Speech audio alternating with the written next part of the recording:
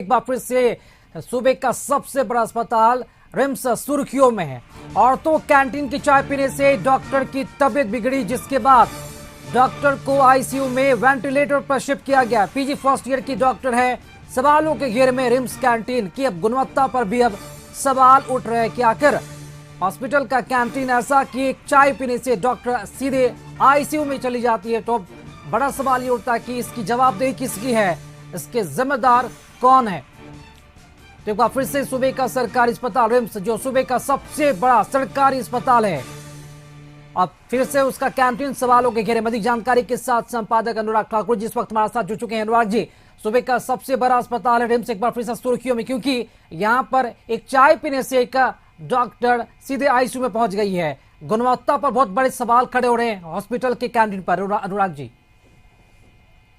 RIMS canteen पे पहले भी कई सवाल खड़े हुए हैं वहां की गुणवत्ता पर, और अभी की सबसे बड़ा स्वास्थ्य अस्पताल है रिम्स, लापरवाही का बड़ा मामला सामने आया, जहां ऑर्थो कैंटीन से चाय पीने के बाद गायनी विभाग की पीजी फर्स्ट ईयर की डॉक्टर की तबीयत अचानक बिगड़ गई और जिसे गंभीर हालत में पहले आईसीयू में शिफ्ट किया गया और अभी वेंटिलेटर सपोर्ट पर रखा गया है।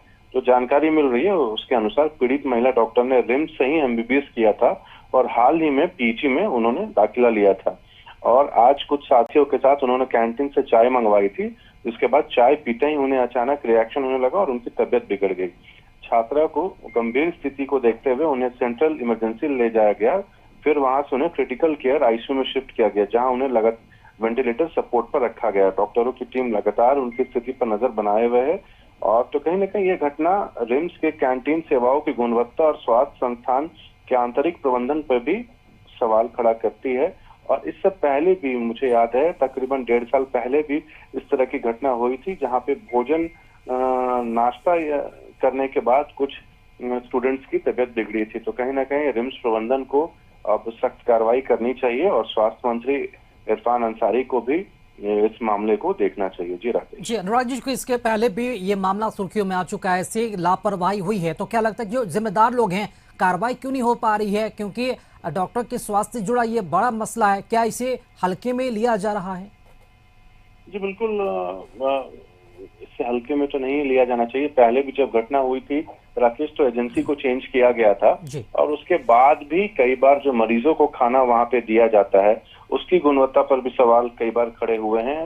हालांकि उसमें भी जो एजेंसी होती है, तकरीबन 5 साल में 2 एजेंसियां चेंज हो चुकी हैं और लगातार इस तरह की घटनाएं होती हैं, जबकि मुख्यमंत्री हेमंत सोरेन और स्वास्थ्य मंत्री का सख्त निर्देश है कि मरीजों के खाने की गुणवत्ता को बरकरार रखा जाए।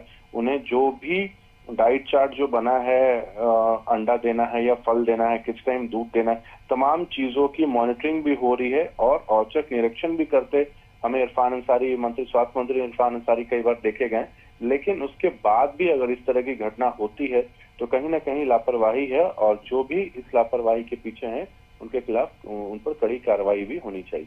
चलिए, बहुत शुक्रिया अनुराग जी खबर पर अपडेट देने के लिए आपका। तो ये बड़ी खबर आपने देखा कि तो कैंटीन की चाय पीने से डॉक्टर की तबीयत बिगड़ी। हालांकि इस पूरे मामले में पहले भी शिकायतें आ चुकी है। आईसीयू में वेंटिलेटर पर फिलहाल गायनिक की जो पीजी फर्स्ट ईयर की जो डॉक्टर है वह अस्पताल में भर्ती कराई गई है। अब देखना होगा कि जो इसके लापरवाह लोग हैं, जो जिम्मेदार लोग हैं, क्या फिर से उन पर कार्रवाई होती है और इस तरह की जो व्यवस्था है सुधार कब तक होगा।